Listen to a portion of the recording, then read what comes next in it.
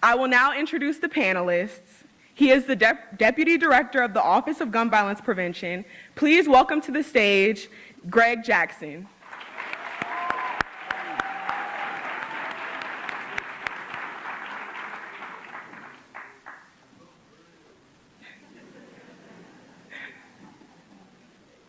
For the next panelist, he is a Grammy-nominated artist and philanthropist. Please welcome to the stage, Quavo.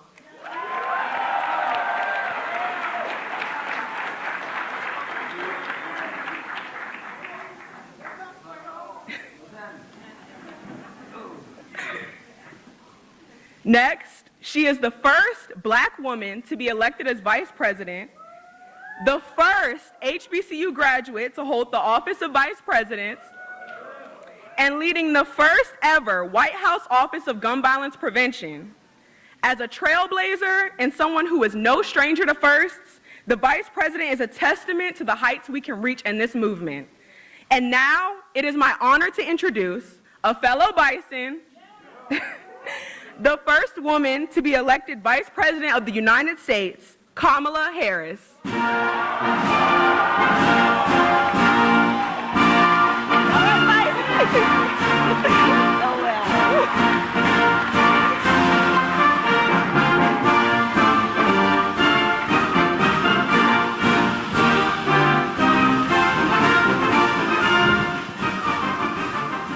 Good afternoon, everyone.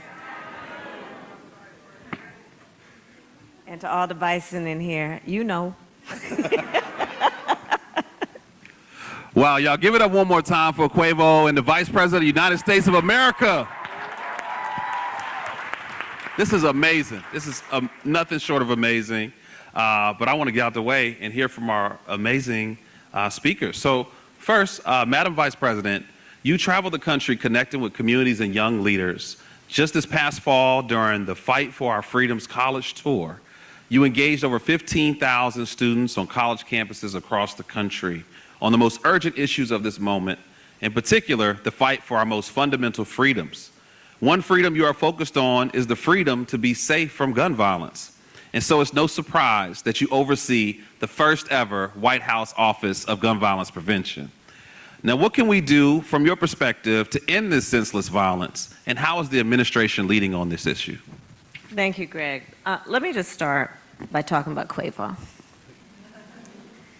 So Quavo and his mother and his aunt, Takeoff's mother, a sister, came to my office in the West Wing of the White House to talk about this issue.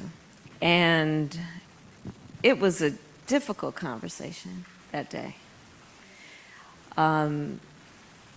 Because the issue is such a difficult one, and I know there are a lot of families here and survivors, and the pain that is associated with gun violence in America is almost unspeakable.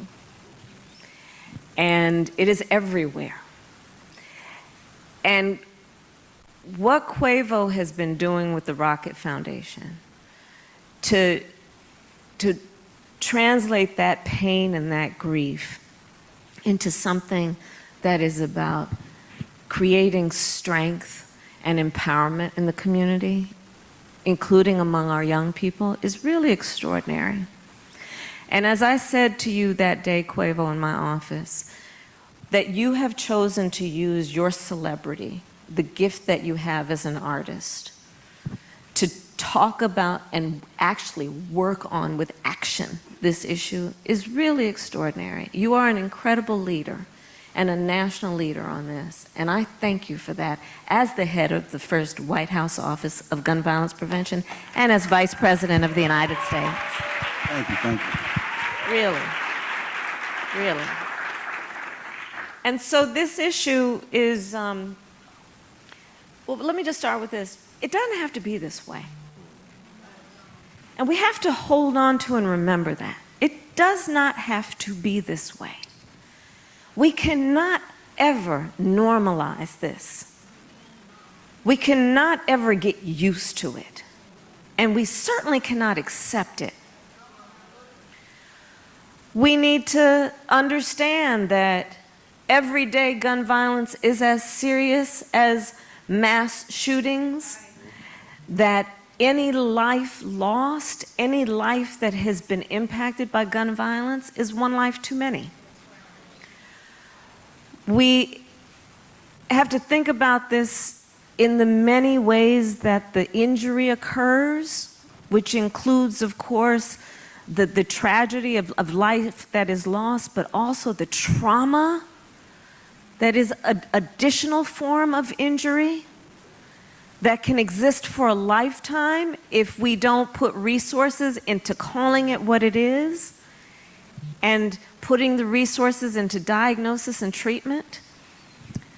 Let's think about it in terms of the tragedy that gun violence in America is the #1 killer of the children of America. Not car accidents, not cancer, gun violence. 1 in 5 Americans has a family member that was killed by gun violence. Gun violence, black victims of gun violence, 10 times more likely to be a victim of gun violence. So it's a real issue that requires everybody's priority in terms of addressing it. And there are many ways to do it that include also what we need to do around election time, which is about recognizing that too many people who I will call cowards have been pushing this false choice to suggest you're either in favor of the Second Amendment or you want to take everyone's guns away. That's a false choice. I'm in favor of the Second Amendment. I also believe there is no reason why we have assault weapons on the streets of America. They are weapons of war. We need an assault weapons ban. I'm in favor of the Second Amendment. I'm in favor of the Second Amendment, and we need universal background checks. I'm in favor of the Second Amendment, and we need red flag laws.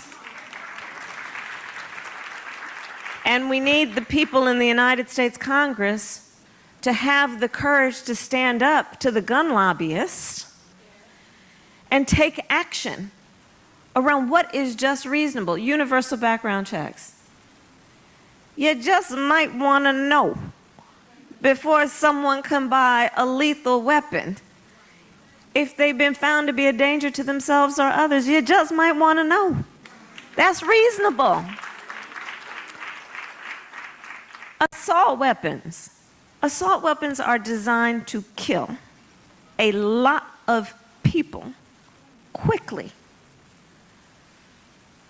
There's no place for them in the neighborhoods and the streets where people live and go to school and worship. We've seen what they do. So there are solutions, and that's part of the work that I'm doing with the Gun Violence Prevention Office at the White House, is to work on those solutions, including what we have recently done through that office, which is to put $1 billion into hiring mental health counselors in our public schools to help address the mental health aspect of this. Yes.